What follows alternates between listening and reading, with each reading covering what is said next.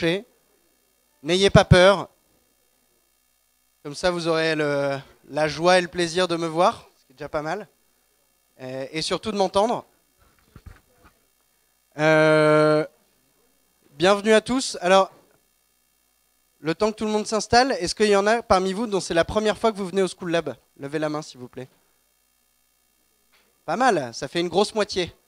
C'est chouette. Bon, mais bienvenue, bienvenue. Donc, comme il y a une bonne partie d'entre vous qui viennent pour la première fois, je vais vous présenter en quelques mots ce qu'on fait au School Lab. Donc, au School Lab, on rassemble 3 écosystèmes qui, de prime abord, ne se rencontrent que trop peu souvent. On met en relation des étudiants, des entrepreneurs et des grandes entreprises pour imaginer et créer les produits et les services de demain. On a commencé à faire ça il y a plus de 10 ans en faisant travailler des étudiants de l'ESSEC Centrale et Strat École de Design sur des projets d'innovation apportés par des grandes entreprises. Donc on a commencé avec le volet grands groupes et étudiants. Et depuis début 2015, on accompagne aussi les entrepreneurs. Et ça s'est fait assez naturellement, c'est-à-dire que c'était des alumni de nos programmes étudiants qui sont venus vers nous en nous demandant si on pouvait les héberger parce qu'ils montaient leur boîte. Et à force de les observer, on a identifié des points sur lesquels on pouvait les accompagner. Et c'est pour ça qu'on a créé d'abord le programme Starter, qui accompagne des étudiants et des jeunes diplômés dans leur démarche de création d'entreprise.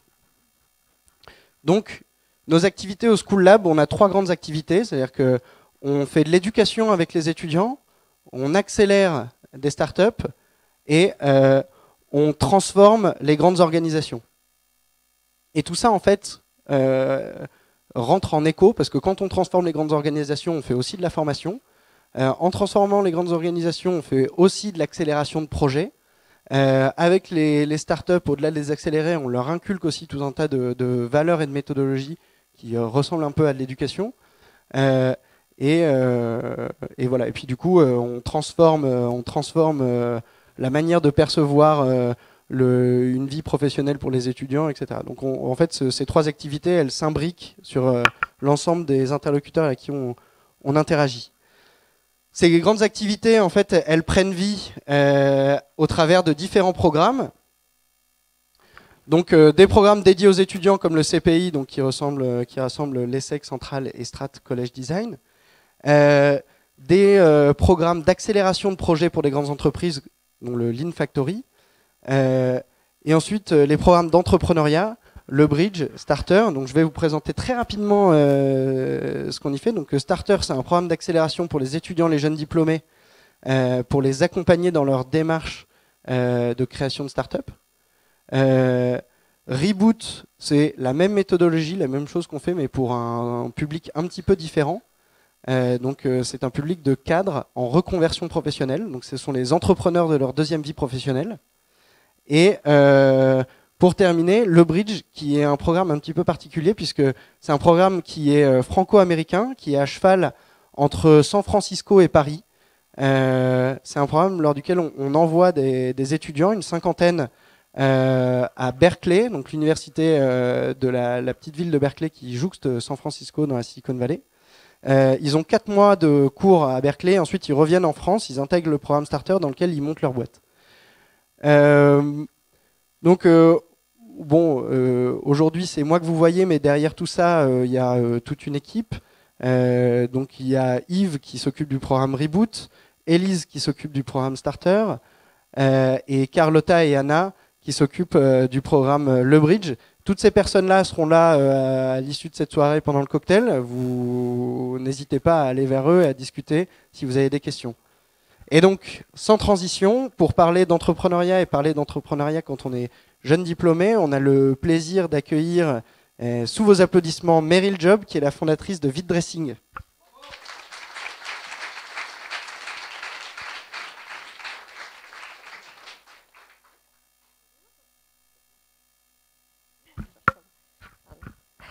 Merci Guylaine et vous tous pour cet accueil. Donc, Meryl Job, j'ai fondé le startup Vite Dressing. Je suis américaine, mais ça fait 14 ans que je vis à Paris, donc un petit bout de temps. Et j'ai fait une partie de mes études aux États-Unis, une partie en France, donc un bachelor à Sarah Lawrence à New York, et puis une master en marketing et communication à l'ECP Paris.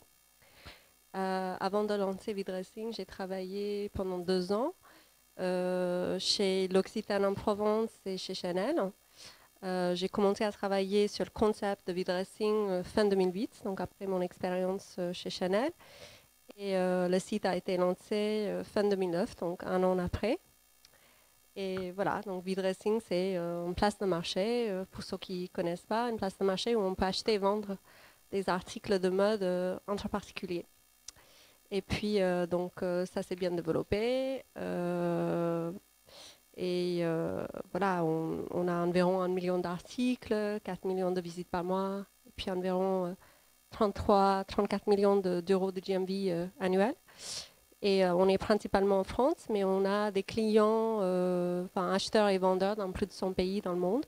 Et puis, je pense que la particularité de V-Dressing, c'est qu'on s'est beaucoup développé d'une façon très organique, naturelle en fait. 90% de notre trafic est gratuit, donc principalement direct ou SEO, etc. Donc voilà, donc je pense que voilà, je vais peut-être vous... Ouais.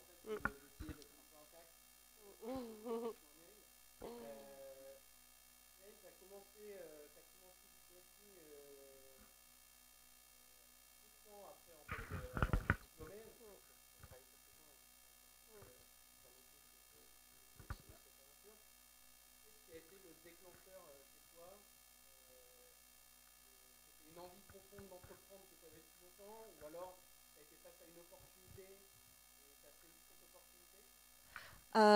Je pense qu'au fond de moi, j'avais, oui, effectivement, peut-être une certaine envie entrepreneuriale, une certaine soif, besoin de créer, d'innover. Je pense que ça existait en moi. Et puis justement, je pense que c'était pour ça que j'étais un petit peu frustrée dans mon poste, par exemple chez Chanel, où tout était assez codifié. Il y avait énormément de process. Je suis pas anti-process, mais effectivement, je pense que j'ai une certaine goût pour l'agilité, ce qu'on ne retrouve pas forcément dans les très grandes entreprises. Et puis en plus, je pense que j'avais vraiment un besoin de créer, d'innover. Et que chez Chanel, voilà, enfin, par exemple, c'était vraiment pas possible parce que pour le coup, c'est vraiment une question d'exécution et de suivre des process bien entamés.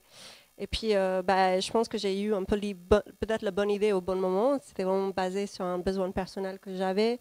Parce que moi-même, je me suis retrouvée dans une situation où je devais vendre, enfin, j'avais un peu trop d'articles dans ma garde-robe. Comme beaucoup de personnes qui vivent dans les petites surfaces, il me manquait de l'espace. Et puis, du coup, je cherchais un moyen pour revendre ces articles. Et puis à l'époque, il existait vraiment que des grandes plateformes généralistes que vous connaissez tous, hein, eBay, Price Minister, Le Bon Coin. Donc c'était en 2008, il n'y avait vraiment rien de spécialisé pour la revente d'articles de mode.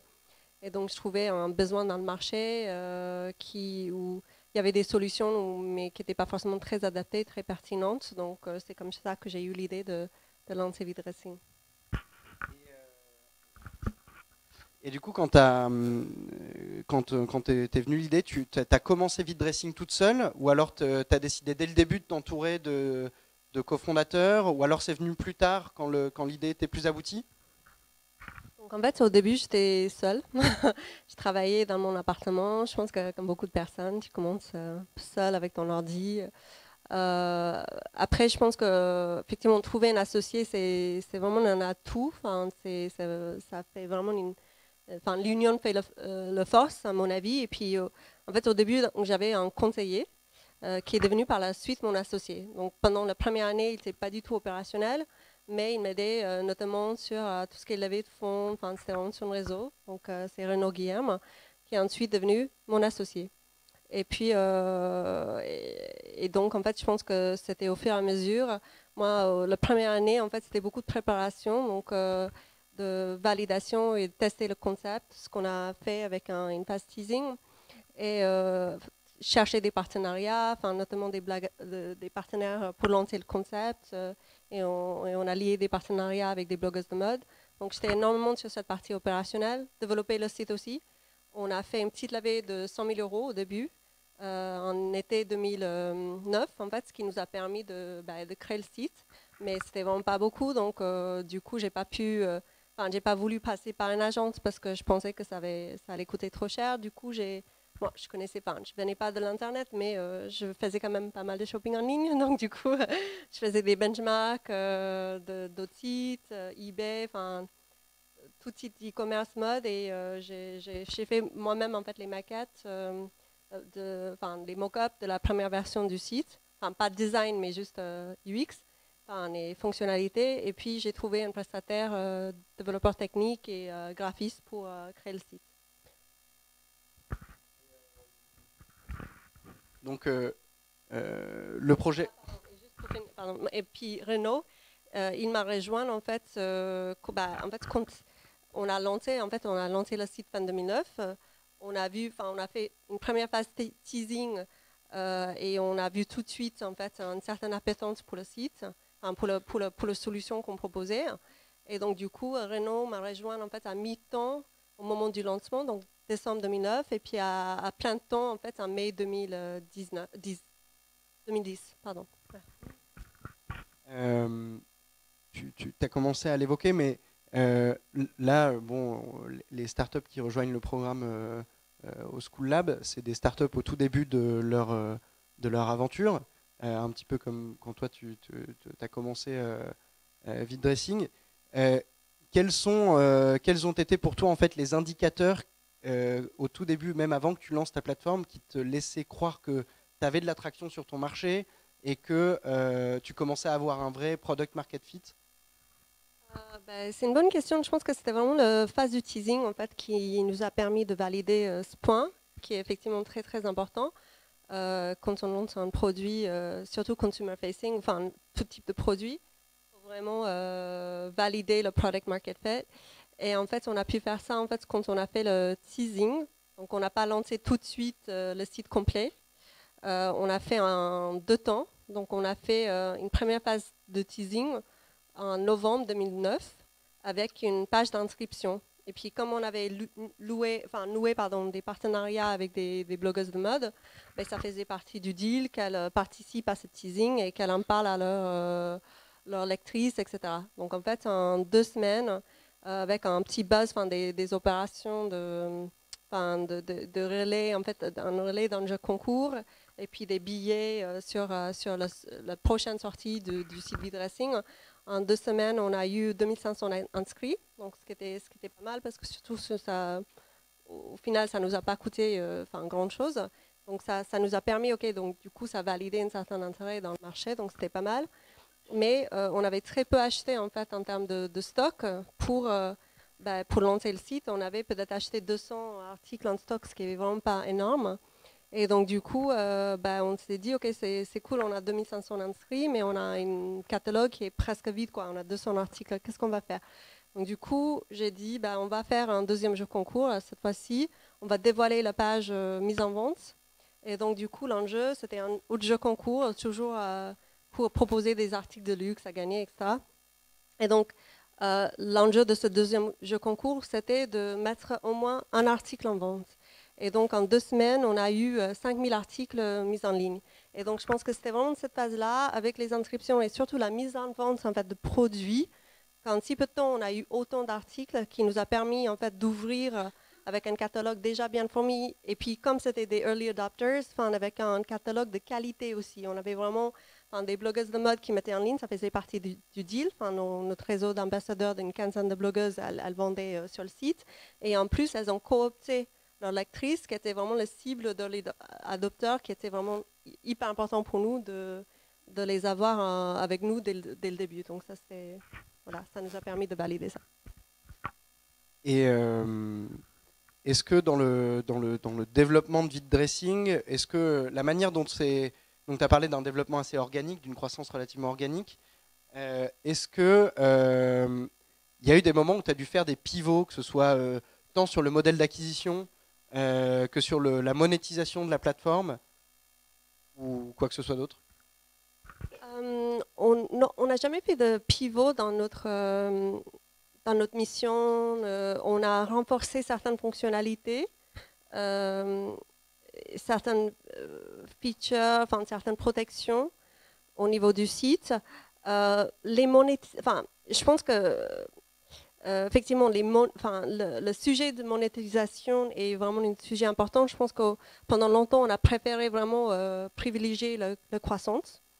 Donc vraiment avoir un taux de commission très raisonnable et voire très très raisonnable par rapport aux autres acteurs du marché. On est qu'à 10%, alors que parmi nos concurrents, il y en a, le concurrent principal a commencé à 50%. Là, ils ont dû baisser avec la pression du marché. Hein.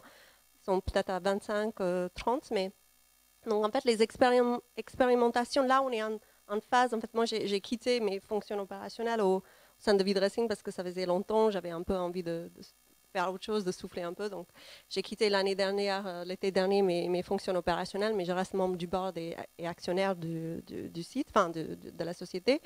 On a une nouvelle équipe de management en place qui sont formidables. Et puis donc là, justement, en fait, ils sont en train d'expérimenter avec quelques d'autres approches au niveau de la monétisation, ce qui est très important aussi. Et donc, après la phase de test, donc tu as lancé ta plateforme. C'est arrivé très vite le succès, c'est-à-dire que ça s'est enchaîné très vite. Et si c'est le cas, comment tu as réussi à gérer ta croissance? Nous, c'est des sujets qu'on observe aussi au School Lab dans notre entreprise. C'est pas évident, notamment quand on a une croissance organique, à structurer tout ça. Comment tu l'as fait? Comment tu as réussi à t'entourer? Est-ce que tu as eu des difficultés en fait dans la gestion de ta croissance? Oui, je dirais qu'on a eu beaucoup de difficultés dans la gestion de notre croissance, d'autant plus qu'à l'époque, c'était quand même beaucoup plus difficile. Enfin, c'était moins évident de lever de l'argent, il y avait moins d'argent sur le marché. Et donc, du coup, on avait, même malgré des performances, des chiffres assez même très, très bons, on était sur des rythmes de x4, x3, année sur année. Voilà, je pense qu'en 2013, on était encore à x2, donc 4 ans après, donc c'était quand même c'était bon, mais c'était dur de tenir ça dans un contexte où on n'avait pas forcément beaucoup plus de ressources financières. On a fait exprès de garder un taux de commission assez réduite, hein, et donc du coup, on n'avait pas beaucoup de moyens pour investir, donc du coup, en fait, pendant longtemps, on a juste pris nous sur nous-mêmes avec mon associé, on a juste travaillé de plus en plus, quoi. Donc c'est pas forcément la bonne approche, et je pense que maintenant, normalement, c'est quand même un peu plus évident de lever de l'argent, et je pense que quand vous avez des très belles performances, ben, normalement, c'est possible de financer, quoi. Et comment ça se passe le recrutement tes premiers recrutements quand tu es deux associés et que tu recrutes la première personne, bah, c'est quand même un tiers de ta masse salariale entre guillemets. Euh, Comment tu as fait pour identifier les bonnes personnes avec lesquelles t'entourer? Est-ce que tu t'es trompé peut-être dans tes recrutements? Dans le tout premier recrutement, c'est notre responsable de service clientèle qui est encore chez V-Dressing, qui est très bon. Et sinon, on a recruté certaines personnes qui étaient excellentes. On a recruté d'autres personnes où peut-être on s'est peut-être un peu trompé sur peut-être l'adéquation entre leur profil et nos besoins. Donc ça arrive, hein, ça fait partie de, je pense que toute expérience entrepreneuriale. Je pense que là où on avait rencontré peut-être le plus de difficultés, c'est vraiment dans le recrutement du CTO. Parce que je pense que tous les deux, n'ayons pas des profils techniques. Donc moi, j'ai un profil vraiment marketing, brand marketing, communication, etc. Et j'ai fait beaucoup de marketing, bizdev, communication au sein de V-Dressing pour générer de la croissance.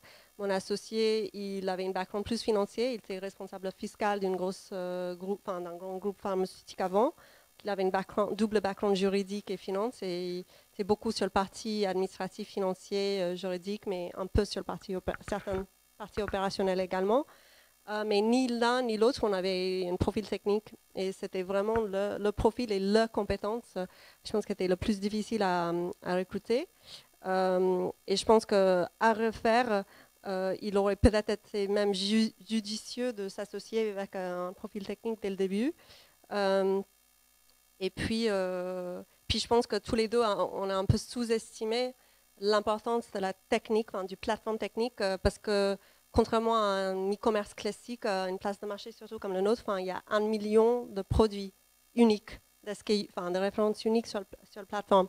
C'est énorme en termes de, enfin, ce que ça implique en termes de charge, en termes d'impact, c'est assez important. Donc voilà, je pense qu'on voilà, à refaire clairement, en fait, le brick technique est vraiment primordial dans une place de marché où on a des très gros volumes. Et donc, vide dressing, c'est plusieurs dizaines de millions d'euros de transactions chaque année. C'est plusieurs millions d'euros de chiffre d'affaires chaque année. Ça, en quelques années, à ton avis, c'est quoi la secret sauce en fait de vide dressing? À ton avis, c'est dû à quoi? C'est un facteur de chance, de travail. Qu'est-ce qui a fait que ça a marché? Alors, il y a souvent des gens qui parlent de momentum, mais peut-être que c'est dans la façon d'aborder les problématiques, la manière de les résoudre. Il y a toujours une part de chance et toujours enfin, une bonne idée, bon moment, enfin, plusieurs éléments extérieurs qui rentrent dans le compte. Le phénomène de vide dressing était un peu en explosion. Je l'avais senti début 2008, ce phénomène. J'étais inspirée par des blogueuses de mode, par ce qui se passait, par cette tendance. Et je pense que oui, j'ai senti peut-être un truc qui pouvait marcher. Hein. Enfin, il y en avait plusieurs aussi qui sont lancés un peu en même temps que nous. Certaines qui existent encore, enfin certaines plateformes qui existent encore, certaines qui n'existent plus.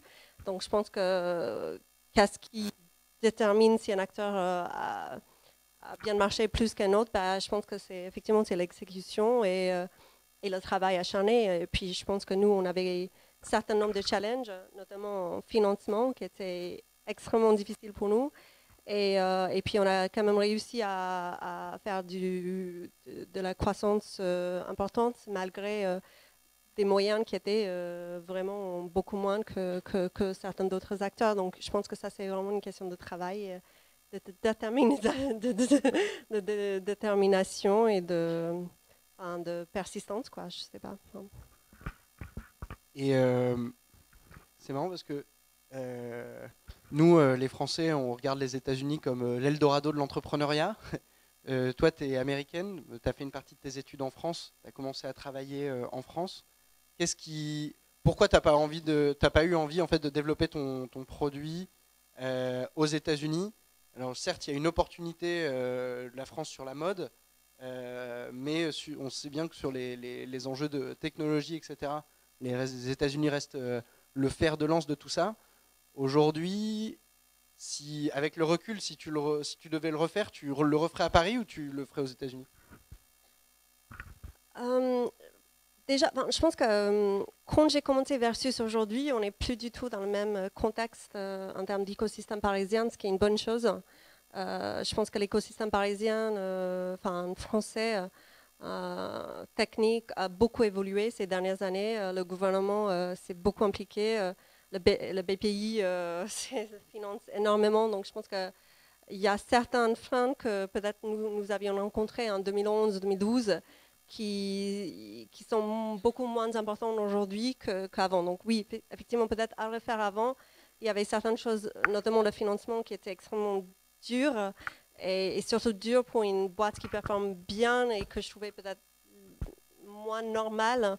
Mais je pense que si j'avais, par exemple, si je lançais vide dressing aujourd'hui, j'arrivais au même chiffre, je pense que ça serait un autre contexte en fait. Donc trouver de l'argent, enfin et du soutien, etc. Je pense que normalement, ça serait plus facile aujourd'hui pour lancer une boîte aujourd'hui en France qu'avant. Enfin, c'est peut-être mon... Je ne sais pas si je réponds exactement à ta question, mais voilà. Et pour terminer, donc face à toi, tu as plein de gens qui se lancent dans l'aventure entrepreneuriale. Si tu avais un seul conseil à leur donner, ce serait quoi? je pense que déjà, ça demande peut-être... je pense qu'il faut se poser peut-être quelques questions avant de se lancer une boîte. Hein. Quelle est ta motivation? Pourquoi tu le fais? Hein. Est-ce que ce que tu proposes répond à un vrai problème, une pain point? Est-ce que c'est une solution, un problème que tu essaies de résoudre? Parce que souvent, je pense que c'est pas mal. Après, parfois, tu arrives avec de façon inverse. Parfois, si ta boîte est hyper technique, et tu as développé une super technologie, après, tu vas peut-être chercher l'application. Donc, je pense que ça peut arriver dans les deux sens. Comme moi, j'étais très consumer-facing, consumer-focused, moi, je suis partie du problème à résoudre pour arriver à une solution. Mais les deux ça se vaut. Après, je pense que après, peut-être poser aussi des questions sur OK, en quoi je suis bonne, qu'est-ce que j'aime faire, en quoi est-ce que je suis moins bonne, qu'est-ce que j'aime moins faire. Et puis après, peut-être essayer justement de s'entourer des profils qui pourraient être complémentaires en fonction de tes forces et de tes affinités, etc. Donc, et puis après, je pense que vraiment, ne vous sous-estimez pas. Et puis, ça ne veut pas dire soyez arrogant, etc. Mais je pense que quand vous commencez, par exemple, à lancer une boîte, surtout à lever de l'argent auprès des VC, mais parfois vous allez rencontrer peut-être des personnes qui vont être peut-être un peu interventionnistes dans votre société, peut-être mettre un peu de pression, prendre des décisions, etc. Ne vous laissez surtout pas être impressionné, parce qu'au final, c'est vraiment toujours les entrepreneurs qui savent le mieux gérer leur boîte et pas les financiers. Donc vraiment, gardez ça en tête, c'est toujours vous qui savez ce que vous faites, pas les financiers qui investissent, même s'ils peuvent être des personnes très gentilles, mais chacun de son métier. Et puis sinon, je pense que l'autre... et puis, pensez à vous-même. Sachez que c'est une marathon et pas une sprint, quoi. Donc, il faut aussi prendre le temps de se reposer, faire du sport, faire des choses aussi pour décompresser parce que c'est une longue... il faut tenir ce rythme pendant très longtemps, quoi. Donc, voilà. Merci beaucoup, Meryl.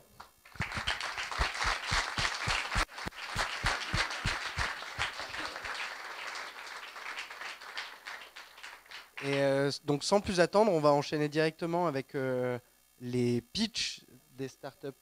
Ah, peut-être vous voulez poser 2-3 questions? On peut en poser 2.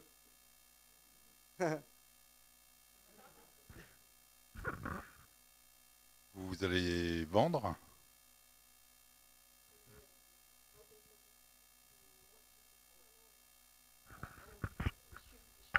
Comme j'ai dit, j'ai quitté mes fonctions opérationnelles, donc c'est vraiment l'équipe qui mène ça. Bon, aujourd'hui, en tout cas, on est vraiment là, on est vraiment très proche de la rentabilité. Donc après, on verra les options qui s'ouvrent à nous. Une autre question ou on enchaîne? Attention, ça va bientôt se terminer. Ah bon, En fait, j'ai une petite question concernant le premier recrutement. Est-ce que, juste pour un conseil, est-ce que vous conseillez maintenant les personnes, quand on va recruter la première personne, des personnes experts ou des personnes débutantes? La personne que vous avez recrutée, par exemple, chef de service client, est-ce qu'il était vraiment expert ou ça va vous coûter cher et tout? C'est quoi le conseil en fait? Merci. Je pense que, j'aurais pas une réponse peut-être uniforme en fait. Je pense que ça dépend vraiment de chaque société, son contexte, aussi ses moyens financiers. Je pense que ça dépend aussi de vos ambitions. Peut-être au début, par exemple, je sais pas, si vous avez une technologie que vous essayez vraiment de développer et la force, et la barrière à l'entrée, par exemple, c'est la solution technologique, c'est la qualité de votre technologie. Mais dans ce cas-là, il faudrait peut-être effectivement investir, lever des fonds et puis investir dans le recrutement des profils très pointus parce que ça serait votre barrière à l'entrée. Donc en fait, ça dépend. Pour nous, le responsable de service client qu'on a pris, au début, effectivement, on en avait vraiment peu de moyens. Donc, on a pris surtout quelqu'un qui avait pas... il y avait déjà de l'expérience en service client, mais on voulait vraiment quelqu'un qui a de la niaque et qui en voulait et qui voulait vraiment participer à une aventure entrepreneuriale. Donc, Génial. On avait dit 2 questions, on a fait 2 questions. Merci beaucoup Meryl pour ton intervention.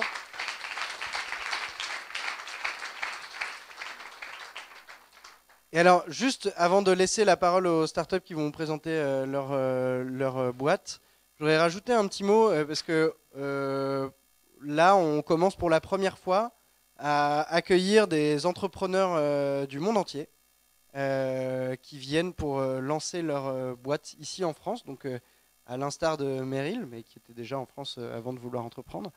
On accueille des gens des États-Unis, d'Afrique du Sud, du Sri Lanka, de Russie, qui vont arriver au School Lab, pour certains dans quelques semaines, puisqu'on est encore dans les tracasseries administratives, mais qui vont venir dans quelques semaines lancer leur boîte. Vous aurez droit d'avoir le pitch de 2 boîtes ce soir qui sont des internationaux, deux boîtes fondées par des équipes américaines.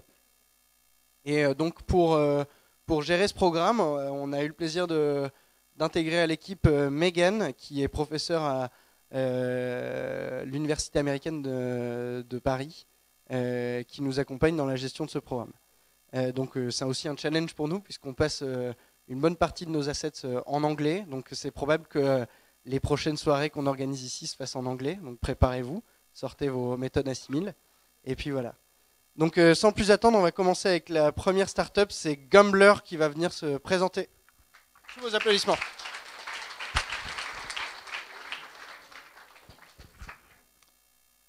J'étais dans un bar, plein à craquer, rempli de millennials, comme moi, qui étaient là pour une raison, la retransmission de la Coupe du Monde de League of Legends. L'ambiance était folle. Là, j'ai entendu quelqu'un dire « Je mets ma main à couper que c'est l'équipe Fnatic qui va gagner ». Aujourd'hui, le sport électronique, ou e-sport, c'est 256 millions de spectateurs. Une mine d'or de l'advertising. Nous, on a créé Gambler eSport, le site de pronostic e-sportif 100% gratuit. Avec Gambler, on interagit entre amis sur un match, n'importe où et n'importe quand. Avec Gambler, les professionnels de l'e-sport ont un accès privilégié à leur communauté et à des datas uniques et exclusives. Gambler eSport, c'est le seul site au monde à proposer une expérience sur les pronostics gamifiée, gratuite et disponible tout le temps. À vos pronos.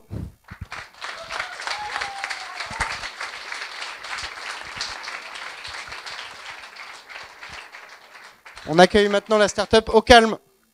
Tous vos applaudissements.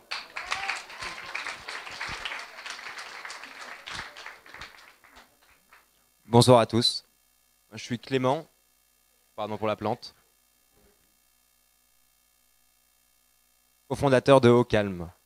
Donc aujourd'hui, le stress c'est la première cause d'arrêt maladie en France. Et pour 60% des cadres, la cause principale de ce stress, c'est l'addiction au smartphone. L'addiction au smartphone. Malheureusement, une addiction, ça ne se guérit pas comme ça. Mais heureusement, Au Calme est là pour vous aider. Donc comment? On vous propose un week-end sans votre ordinateur, sans votre smartphone et sans votre montre. On vous envoie où? On vous envoie dans une chaumière, tout confort, en pleine nature. Et on vous fait faire quoi? On vous fait découvrir les plaisirs simples, la bonne gastronomie. On vous fait découvrir la méditation, on vous fait découvrir les balades. On vous fait découvrir la peinture.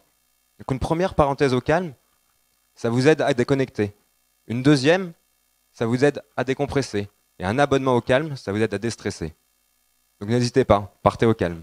Merci.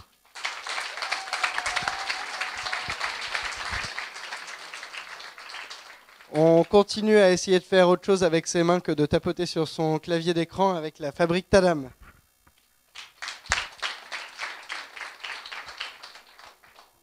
Bonjour, donc moi c'est Héloïse et je suis la fondatrice de La Fabrique Tadam. Donc vous en avez marre de la mode qui se consomme à toute allure et de son uniformité. Donc réinventez-la avec moi et créez les vêtements de vos mains. Donc les vêtements, les accessoires, que ce soit en couture ou en tricot. Sur l'e-shop de la Fabrique Tadam, vous retrouvez des kits en édition limitée qui vont vraiment vous permettre de créer votre garde-robe. Nous imaginons pour vous des modèles à la fois tendance et intemporels, mais nous vous offrons également la possibilité d'imaginer les nouvelles pièces de votre dressing. Je suis une passionnée de couture et de tricot. J'ai l'habitude de créer moi-même les vêtements que je porte et j'ai envie de vous transmettre cette fierté du faire soi-même. Donc pour celles, ou même ceux, qui ont toujours rêvé de créer leur garde-robe, mais qui n'ont jamais osé toucher une machine à coudre ou toucher des aiguilles à tricoter, c'est le moment de vous lancer parce que le site sera en ligne dès novembre et vous pourrez vous confectionner le bombers que je porte sur moi aujourd'hui par exemple. Voilà, merci beaucoup. On accueille la start-up Liberté. Bravo. Bonsoir à toutes et à tous. Je suis Juliana, fondatrice de Liberté. Donc savez-vous qu'aujourd'hui, encore, 30% des femmes ne vont pas se baigner quand elles ont leurs règles. Et oui, c'est un chiffre énorme, mais en fait, on n'en parle pas. C'est un sujet tabou. Ces femmes, elles ne vont pas se baigner parce qu'elles ne souhaitent pas porter de tampon ou de cup pour des raisons personnelles, religieuses par exemple. Je fais partie de ces femmes et il y a aujourd'hui une réelle nécessité à nous rendre cette liberté. Du coup, j'ai créé un maillot de bain avec un tissu technique qui nous permettrait de nous rendre cette liberté. Donc, mesdemoiselles, mesdames, je vous invite à réserver vos vacances sans penser à votre cycle. Merci.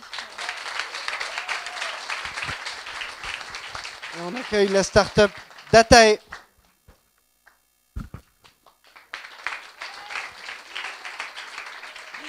Bonsoir, je suis Emmanuelle, la cofondatrice de Datae. Et moi, je vais vous parler de l'histoire d'Henri. Henri, il a 50 ans, il est président d'une société d'assurance et il édite un logiciel.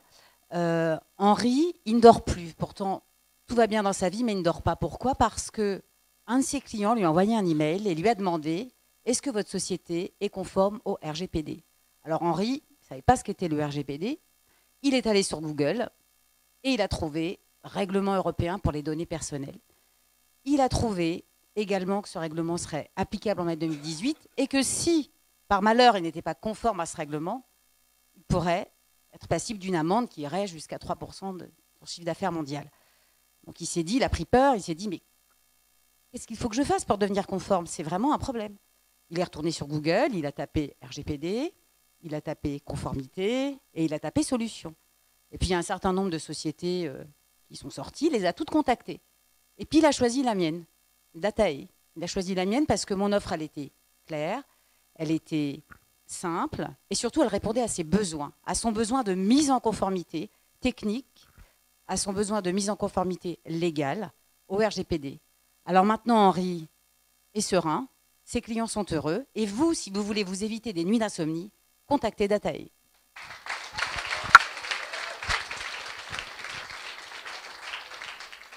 On accueille Celery the Kid.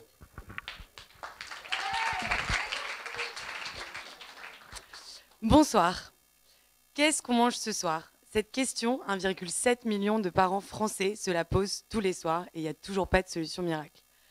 Nous, Celery the Kid, on s'occupe de cette question. Pour 1 € par semaine, on vous livre le menu, on vous fournit un menu adapté à la croissance de vos enfants et avec la liste de courses associées. Dans nos menus, nos recettes, elles sont gourmandes parce que le goût pour nous, c'est hyper important. Elles sont aussi rapides parce qu'elles sont adaptées à votre rythme de vie effréné et la préparation ne dépasse pas 20 minutes. Et ensuite, elles sont responsables. Elles sont anti-gaspillage et surtout, elles sont à 80% végétales avec une option végétarienne. Aujourd'hui, Celery the Kid est une communauté d'une vingtaine de parents qui aujourd'hui vous concoctent des recettes et on a hâte de vous régaler. Merci beaucoup.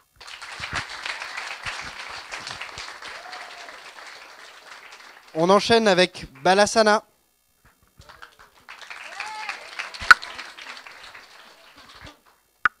Bonsoir à tous, moi c'est Laurie et je suis donc la fondatrice de Balasana. En fait, ce soir, je vais commencer par vous confier un petit moment de ma vie qui, en réalité, correspond à 17 années de ma vie. 17 années de montagne russe émotionnelle à l'école, où j'ai expérimenté les nuits d'insomnie avant un exposé ou la nausée quand je devais passer un examen. Aujourd'hui, en fait, j'ai envie de profiter de faire de cette expérience une force pour accompagner 300 000 élèves qui connaissent chaque année ces symptômes, cette spirale, en leur offrant une porte de sortie, Balasana. Balasana, en fait, c'est la première offre d'abonnement qui permet aux parents d'accompagner leurs enfants à grandir en confiance. Concrètement, en fait, chaque mois, les parents vont avoir une série d'activités ludiques à réaliser en famille sur une thématique. Prenons par exemple la gestion des émotions. Et l'enfant réalisera ces activités avec les parents, mais aussi aura un atelier physique en présentiel avec par exemple un sophrologue. Ainsi, l'enfant va ancrer au quotidien, dans son quotidien, cette gestion des émotions, va prendre confiance en lui, va relever son niveau d'estime et va s'ouvrir aux autres. Voilà, donc ainsi, vos enfants vont savoir lire, écrire, compter, mais aussi croquer la vie à pleines dents et surtout trouver leur place dans la société.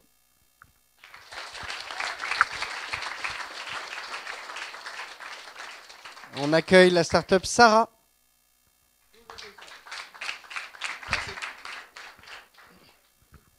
Alors, bonjour à tous, moi c'est Karl et je vais vous raconter l'histoire de Julien. Julien a 14 ans, il est en 5e et comme la majorité des élèves de sa classe, il a plein de difficultés en mathématiques. Mais comment faire? Son prof, pas le temps, trop d'élèves. Ses parents, ils n'ont pas le temps et ni les compétences pour l'aider. Ils n'ont pas non plus l'argent pour avoir un professeur particulier, ça coûte super cher.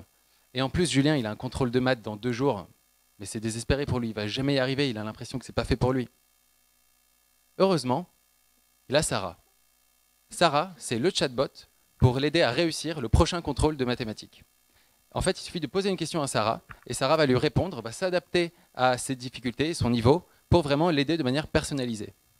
Et en plus, avec une version premium, il peut avoir plus de contenu, plus de personnalisation, pour arriver parmi même les premiers de sa classe, parce qu'en fait, tout le monde peut y arriver avec Sarah. Et aujourd'hui dans l'équipe, donc il y a moi, donc on est 2, moi qui suis plutôt profil tech, et Garance qui est une professeure au collège de l'éducation nationale. Et grâce à nous, grâce à Sarah, Julien va réussir son prochain contrôle de mathématiques. Merci beaucoup. Et on accueille la start-up Fly to Flee.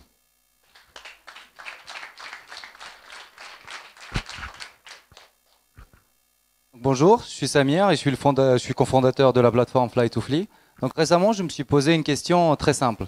Qu'est-ce qui me pousse à acheter un luminaire de créateur dans un showroom qui coûte 4 fois plus cher qu'une lampe qui est simple qui fait exactement la même lumière? Donc c'est une question qui paraît simple mais qui au fond est assez compliquée. Donc ce qui me pousse à acheter ce luminaire qui est plus cher, c'est l'histoire du créateur, c'est la manière en fait dont c'est présenté, c'est vraiment l'expérience affective que j'ai disons en l'achetant. Donc avec Fly to Flee, ce que nous essayons de faire, c'est d'essayer de reproduire cette expérience en ligne. Donc comment nous faisons pour reproduire cette expérience? Nous faisons des documentaires courts de 5 minutes sur des créateurs que nous sélectionnons pour vous. Nous vous proposons d'acheter leurs créations aussi et nous écrivons des articles de presse qui expliquent leur savoir-faire et vous expliquent pourquoi leurs objets sont exceptionnels. Donc tout ça est consultable sur une seule et unique page où vous pouvez avoir toute l'expérience qu'on appelle eFly, qui est une expérience de chinage en ligne, sans avoir à naviguer entre des pages ou aller chercher des informations sur Internet. Donc si vous devez retenir une chose sur notre plateforme Fly to Flee, qui nous passionne bien évidemment, c'est que nous remettons la singularité du créateur et de sa création au centre de votre processus d'achat. Nous vous proposons des produits qui portent l'âme de leur créateur et leur savoir-faire. Et aussi, nous vous proposons de faire un achat en pleine conscience. Ça veut dire que vous saurez tout ce que vous avez besoin de savoir avant d'effectuer votre achat. Donc voilà, donc ça fait 3 choses que vous devez retenir. J'avais dit qu'une, mais quand on aime, on compte pas. Merci.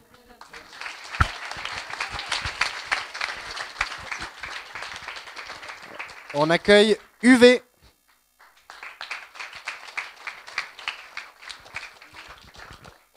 Alors, bonsoir à tous, moi je m'appelle Claire, et puis comme pas mal d'entre nous ce soir je pense, j'habite à Paris. Alors il y a un truc que j'adore à Paris, c'est cette nouvelle énergie qui est en train d'arriver. Les cyclistes qui nous dépassent à toute blinde, les groupes de danse qui se retrouvent un peu partout, les shootings photos improvisés partout dans la capitale. Et alors il y a un truc qui est fondamental dans ce nouveau phénomène, c'est que les nouvelles technologies sont indispensables. Sauf que ça demande toute une logistique, puisqu'il faut toujours avoir ses batteries chargées. La solution qu'on apporte avec UV, c'est le premier sac à dos solaire urbain. Donc un sac à dos solaire, c'est quoi? C'est un sac à dos sur lequel il y a un panneau photovoltaïque relié à une batterie qui permet de charger un smartphone, une GoPro ou par exemple ses enceintes. Notre mission chez UV, c'est de faire de chacun d'entre nous des producteurs d'énergie mobile. Et le sac sera sorti en mars pour le retour du printemps. D'ici là, je vous invite chacun d'entre vous à sortir et à ne pas oublier l'incroyable potentiel du soleil.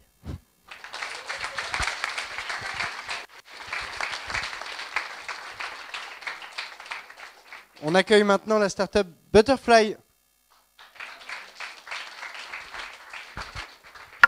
Bonsoir, je suis Manuela, fondatrice de Butterfly. J'ai vécu à l'étranger et en tant qu'étudiante, j'ai connu la galère de trouver un logement et un job. Aujourd'hui, je suis maman de 2 enfants et je suis confrontée à la problématique comment fait-on garder ses enfants quand on n'a pas des horaires de travail traditionnels, qu'on n'a pas de famille autour de nous pour nous aider sans que ça nous coûte un SMIC. C'est comme ça que je suis devenue famille au pair. Et ainsi, on vous propose Butterfly. Butterfly, c'est le Blablacar des au pairs. On partage un moment de vie ensemble et on est tous gagnants-gagnants. Concrètement, qu'est-ce que c'est? C'est la première marketplace des au pairs en France qui permet de vivre l'expérience en France, l'expérience au pair en France en toute confiance. En toute confiance, ça veut dire quoi? Ça veut dire qu'on garantit les profils des familles, on garantit les profils des au pairs et on a une plateforme qui accompagne et qui propose une formation aux au pairs. Qu'est-ce qui nous caractérise? C'est qu'on connaît bien le marché français, on est les spécialistes et la seule plateforme pour le marché français, et également qu'on met cette solution au bénéfice de ce mode de garde de l'éducation des enfants. Si ça a marché pour moi, je suis sûre que ça pourra marcher pour vous. Si vous devez retenir 3 choses pour Butterfly, c'est un quotidien plus simple, une vie plus riche et un monde plus ouvert.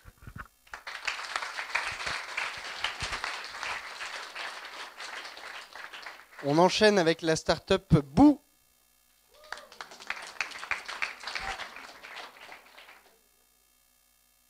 Bonjour tout le monde, je suis Julia, la cofondatrice de Boo. Je ne sais pas si vous êtes parents ou si vous avez des enfants dans votre entourage. En tout cas, nous, on a eu un constat. C'est que, en fait, aujourd'hui, les parents dépensent beaucoup d'argent dans des produits neufs pour leurs enfants. Et le problème, en fait, c'est que ces produits, ils n'ont pas une utilité très longue. Et en fait, après, ils vont être stockés chez vous, chez les personnes qui ont des enfants. Et après, ils vont être donnés ou peut-être revendus dans une brocante. En gros, nous, on a décidé de faire une marketplace pour que les parents puissent revendre et acheter des produits d'occasion pour leurs enfants. Ils pourront du coup revendre sur cette plateforme leurs produits et acheter à des professionnels. C'est ça le petit plus chez nous. En gros, ces professionnels, ce seront des petits magasins, des petits créateurs en fait, qui pourront à leur tour avoir une visibilité grâce à nous, puisque c'est des gens qui n'ont pas forcément de site internet ou qui n'ont pas forcément une grosse clientèle, et du coup on pourra leur permettre ça. On veut vraiment faire partie de l'essor de l'économie collaborative et avoir un impact positif social. C'est-à-dire que dès qu'on fera une vente, il y aura une contrepartie reversée à un enfant dans le besoin. Voilà. Notre site sort le 19 octobre, donc n'hésitez pas à venir voir. Bonne journée, au revoir.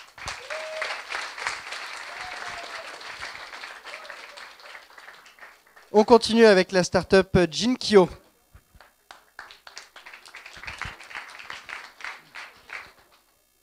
Bonsoir.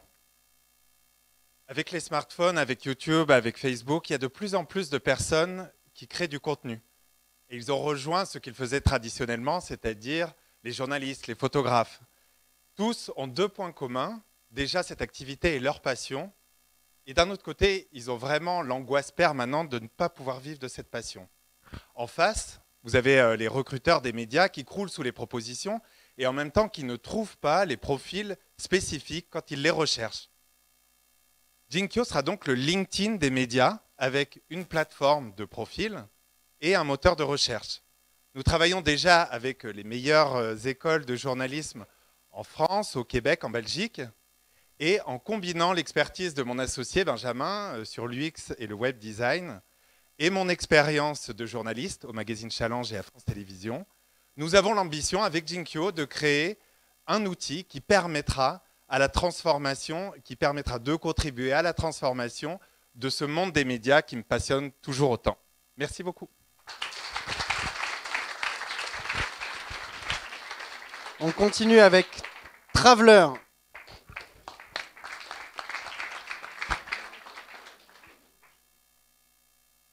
Bonsoir à tous, je m'appelle Marc, j'ai 22 ans et je suis le cofondateur de Traveler, votre blog de voyage en un clic. J'ai passé pas mal de temps à interviewer des voyageurs, à essayer de comprendre leurs problématiques avec leurs photos. J'ai compris 2 points. Il est compliqué d'organiser ses photos pendant son voyage et il est compliqué de les partager simplement à sa famille et ses amis. C'est pourquoi j'ai décidé de créer Traveler. Sur Traveler, vous pouvez organiser vos photos au fur et à mesure de votre voyage depuis votre smartphone et depuis votre ordinateur. L'application génère automatiquement votre blog de voyage avec toutes vos photos en HD. Il ne vous reste plus qu'à les partager simplement à votre famille et amis. Notre business model est basé sur le freemium. Vous pouvez utiliser Traveler gratuitement avec des limites et en payant sans limite. Finalement, avec Traveler, on a essayé de rendre simple la création de blogs de voyage. Alors la prochaine fois que vous partez en voyage, créez votre blog avec Traveler. Merci à tous.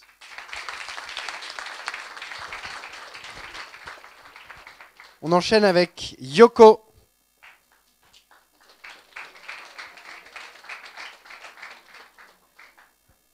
Ah, voilà.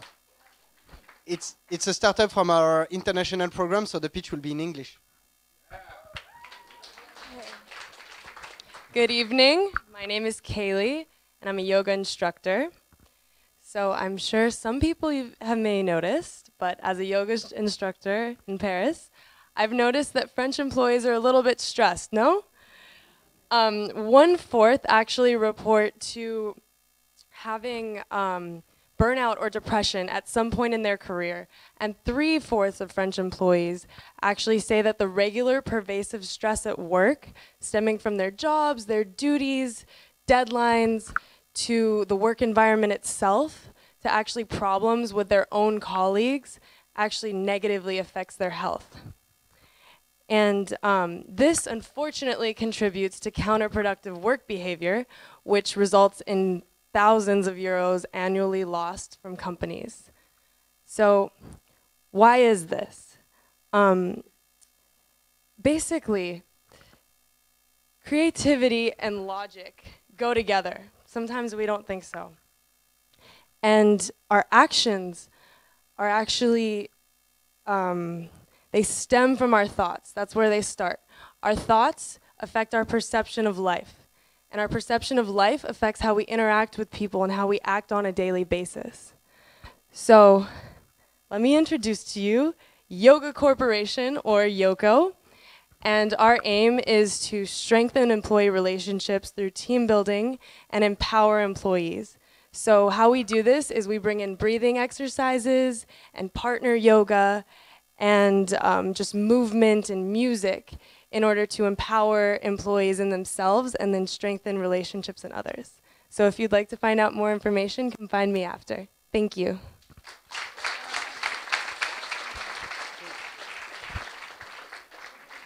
On continue avec Concernity.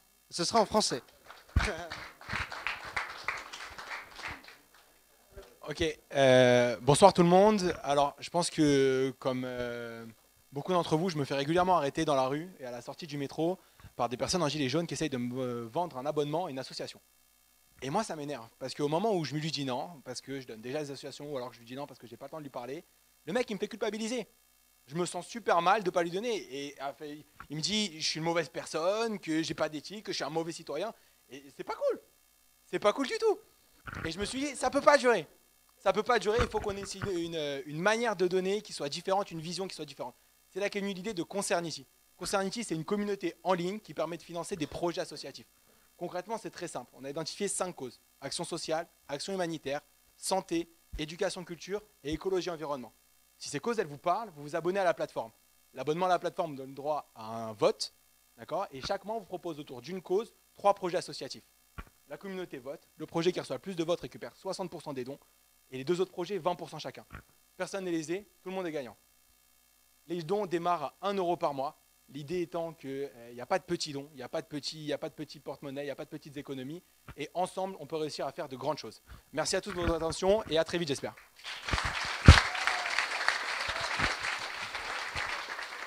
On accueille Bunch M. Vos applaudissements. Bonsoir. Bonsoir à tous et à toutes. Il est tellement difficile d'être un invité modèle. Je suppose que vous avez déjà tous été invités à un anniversaire, un mariage. Un mariage. C'est sympa un mariage. Et ça serait tellement mieux si on n'avait pas à gérer le transport, si on n'avait pas à gérer l'hébergement ou le cadeau. Tous ces trucs où on se sent un peu tout seul, finalement. Moi, en plus, je suis du genre à m'y prendre vraiment à la dernière minute. Donc la logistique, pour moi, c'est un enjeu majeur. Avec Bunchem, vous deviendrez des invités modèles. Bunchem, c'est une application qui permet la gestion, qui facilite la gestion des invités grâce à des modules qui s'adaptent en fonction du nombre d'invités et de l'événement. Bunchem, c'est un peu le bonheur de l'organisateur, mais aussi de nous, invités. Allez, Bunchem, merci beaucoup. On continue avec Wild Wild World.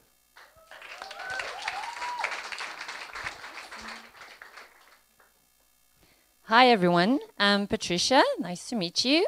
I'm the founder of A Wild Wild World. I'm actually the third company today to pitch you an idea about travel, and there's a good reason for that. First, traveling is an enormous industry. It generates 10% of the global GDP. That's huge. Second, our generation, millennials, we absolutely love experiences. And thus, we're investing way more in travels than in housing. So it's absolutely massive. And what is changing? The change comes from us. The change comes from the fact that today we're looking for our experience. And that means something that perfectly fits us and our desire, something that is local, and also something that is recommended by our peers. The problem is we cannot find this information, and the people who do those experiences, they cannot find us. So how do we do it? We go on a wild, wild world. What we do today is that we basically show inspiring videos to our users and get their preferences. From that, we can build your personal and fully personalized travel book, but also we analyze the data so that the hotels can learn what you like and adapt to that. Today, we're developing the website. We have about 10 hotels that want to work with us, and we have about 100 beta testers. So if you want to know more, please come see me.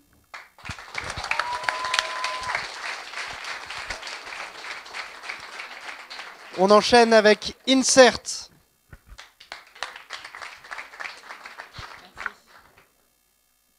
Bonsoir à tous. Alors ce soir, je souris. On ne dirait pas comme ça, mais en fait, je suis très énervée. Je suis très énervée parce que, est-ce que vous savez combien il y a de jeunes diplômés qui cherchent encore du boulot 1 an après avoir été diplômés? 40%. 40%. C'est énorme. C'est presque un étudiant sur 2. Je le sais très bien, je suis passée par là. J'ai accompagné des dizaines de jeunes diplômés à trouver leur premier boulot. J'ai pu constater que les bonnes méthodes, le bon état d'esprit, ça fait la différence. Ça permet de trouver beaucoup plus rapidement un premier boulot. Et tout ça, je l'ai mis dans une newsletter appelée Insert. Insert, qu'est-ce que c'est? C'est une newsletter personnalisée et personnalisable. Insert, c'est une newsletter qualitative rédigée avec des professionnels du recrutement. C'est une newsletter de micro-learning qui 2 fois par semaine va vous envoyer des conseils personnalisés adaptés à votre situation. Insert, c'est un super support de sponsoring pour tous les acteurs du recrutement et tous les acteurs qui cherchent à cibler les millennials.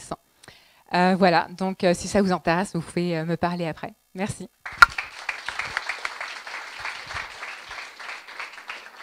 C'est au tour de Kidiwi de venir vous présenter son service.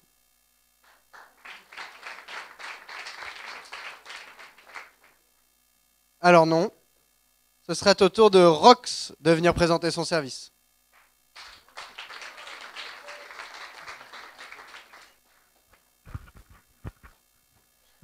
Bonsoir à tous. Je me présente, je suis Yanis et je vais vous présenter Rox. Rox, c'est quoi? On est parti du constat qu'à chaque course que vous faisiez avec Uber, chauffeur privé, Le Cab, etc., il y avait à peu près 25% de la course, et parfois plus, qui partait en commission. Et en fait, quand on fait le calcul, c'est plus que ce que gagne le chauffeur à la fin, parce que lui, il doit payer la voiture, etc., etc., donc il a tous les frais, et en fait, il gagne bien moins que 25%. Et en fait, nous, on s'est dit, ça n'a pas l'air faire, c'est pas éthique. Et en fait, ce serait possible, on a les moyens aujourd'hui de prendre beaucoup moins d'argent, tout simplement, pour faire en sorte non seulement que le chauffeur gagne plus d'argent, mais aussi de renverser une partie à des associations pour qu'à chaque course que vous faites, eh ben, vous ayez la sensation de faire une bonne action et de faire avancer le monde dans la bonne direction plutôt que d'enrichir une corporation. Donc, si ça vous intéresse, n'hésitez pas à venir me voir. On est en train de lancer l'application qui sera effective en janvier et on cherche des bêta-testeurs, des gens qui sont intéressés, des gens qui peuvent être motivés. Donc n'hésitez surtout pas à venir me voir. Voilà, merci beaucoup. Finalement, qui dit oui s'est réveillé, donc on l'accueille sous vos applaudissements.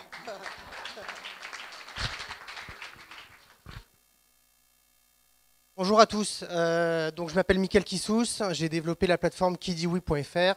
C'est une plateforme qui est utilisée par les établissements scolaires, donc écoles, collèges et lycées. On leur propose une solution efficace pour mieux organiser, créer et réserver leurs sorties scolaires et séjours scolaires. Nous sommes en place depuis janvier de cette année, nous avons créé une trentaine de sorties. Une dizaine d'établissements nous font confiance. On va atteindre les 1000 Kidiwis. Donc les Kidiwis, ce sont les élèves qui sont sortis via notre plateforme. Bref, tout le monde est content, les écoles sont contentes d'utiliser la plateforme, les enseignants sont ravis parce qu'elles peuvent créer, réserver leur sortie scolaire en quelques clics. Et les parents peuvent, s'ils veulent, payer les frais de sortie pour leurs enfants, ce qui évite de donner les 7,20 € le jour J aux enfants de la sortie. Voilà, donc je suis ici parce que je recherche des futurs collaborateurs et pourquoi pas des investisseurs s'il y en a dans la salle. Voilà, merci à tous. Qui dit oui pour une sortie?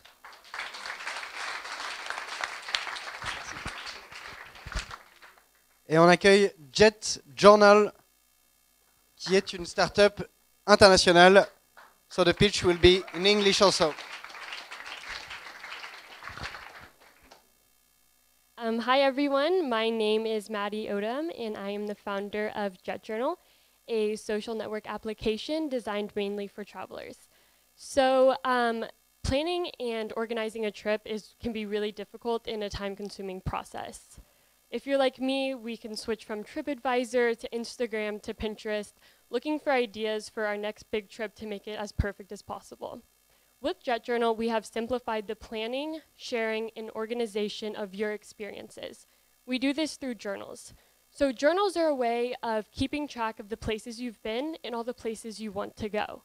So once we've established a critical mass of users, we plan to gain revenue through directed advertising, affiliate ticketing, and as well as custom itineraries made by our users. So finally, to end with some good news, just recently, before the pitch, we were reached out from BBC, and they would actually like to do a cover on our application. And Jet Journal will be available on the App Store in 2 weeks. So check it out, and thank you for your time.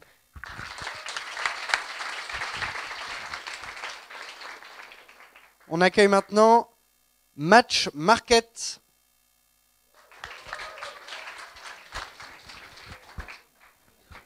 Bonsoir à tous, je m'appelle Sandra et je vais vous parler de Match Market, un service issu de mon expérience dans les achats et dans la distribution.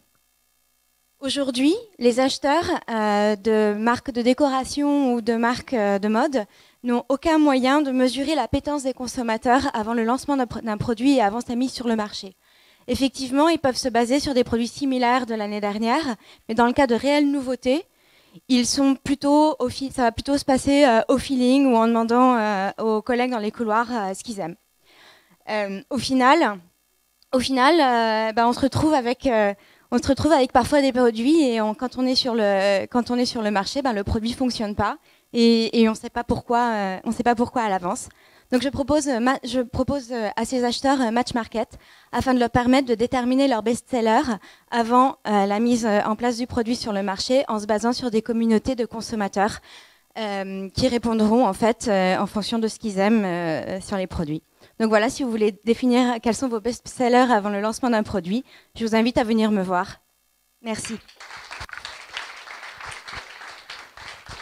On reste dans l'univers de la mode avec le styliste. Bonsoir, je me présente, je suis Anaëlle et je suis cofondatrice de la start-up Le Styliste. Donc aujourd'hui, le shopping en ligne, c'est chronophage.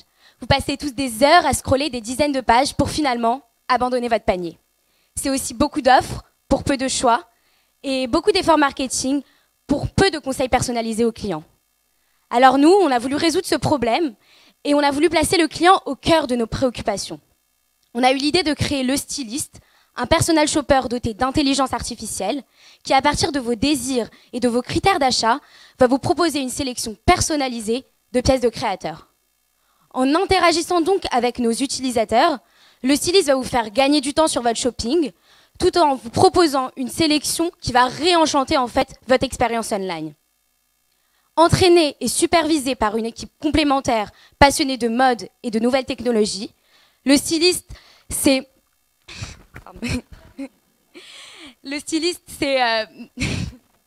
c'est une plateforme qui va vous fournir un service sur mesure et disponible 24 heures sur 24.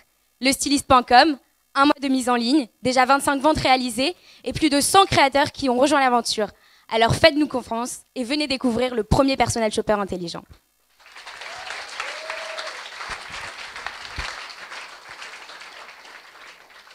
On va accueillir maintenant la start-up la plus jeune de la promotion, puisque l'un des fondateurs a été bachelier il y a quelques semaines de ça, et on accueille donc Still Awake.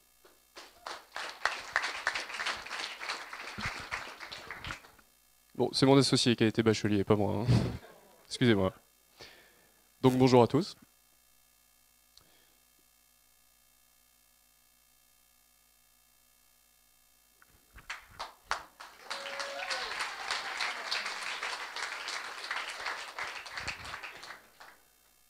Peu importe nos origines, peu importe qui on est, nous tous dans cette salle, nous avons tous un point commun. On aime faire la fête. Actuellement, le schéma classique, c'est quoi? Vous sortez dans le bar du coin, vous allez y claquer la moitié de votre salaire. Vers 2-3 heures du matin, vous vous orientez vers la boîte de nuit, vous allez claquer la seconde moitié de votre salaire. Au final, tout ça pourquoi? Regretter le lendemain. Mais ce que vous ne saviez pas, c'est que sur le chemin entre le bar et la boîte de nuit se trouvait la soirée de l'année, celle qu'il ne fallait pas rater. Et ça, Still Awake vous ouvre les portes de ce nouveau monde. Si vous voulez savoir comment, venez me voir.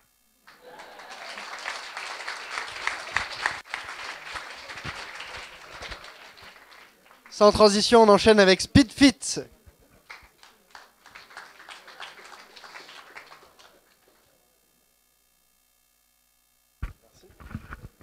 Bonsoir tout le monde, moi c'est Redouane et je pense, vous comme moi, un jour ou l'autre, on a tous été confrontés à un problème qu'on rencontre dans les boutiques de prêt-à-porter sur le service de la retouche. Les délais classiques, c'est de 2 à 3 jours. Sauf que quand on procède à un achat, c'est plutôt un achat par coup de cœur ou par nécessité, parce qu'on en a besoin pour un événement bien précis, un mariage, une soirée. Et du coup, pour répondre à cette problématique, j'ai fondé Speedfit, qui va permettre en fait aux boutiques de prêt-à-porter de externaliser leur service de retouche pour que la retouche soit effectuée le jour même et livrée au client le jour même. Donc avec Speedfit, c'est l'expérience client assurée pour les boutiques de prêt-à-porter. Et également, c'est l'occasion d'être tiré à 4 épingles en toutes circonstances, en temps et en heure. Merci à vous. Bonne soirée. Et donc pour clore cette soirée, on accueille l'amphithéâtre.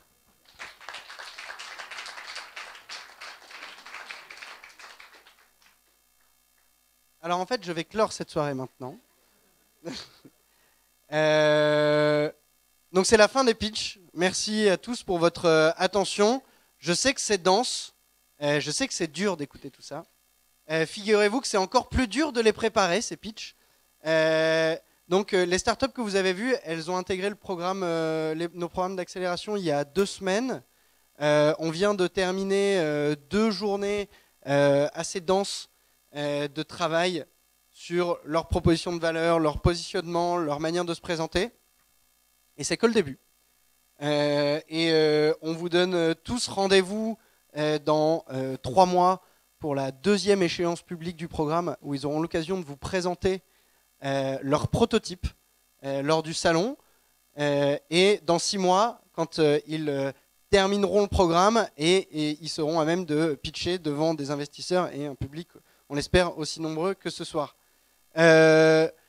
Juste un petit détail, puisque ça n'a sans doute pas échappé à la plupart d'entre vous. Lorsque Meryl nous racontait son histoire avec VidDressing, on a eu la chance d'avoir Marine, qui est la directrice artistique du School Lab, qui a réalisé ce qu'on appelle un scribing. Donc c'est un travail de facilitation graphique, de restitution graphique d'une discussion que vous pouvez voir ici. Donc n'hésitez pas ensuite à vous rapprocher, à voir ça. Et donc sans transition, je vous laisse profiter de votre soirée, discuter avec les startups qui vous ont intéressé, discuter avec les membres du School Lab qui sont là ce soir si vous le souhaitez, et surtout passer du bon temps autour d'une bonne bière. Voilà, bonne soirée à tous, merci d'être venus.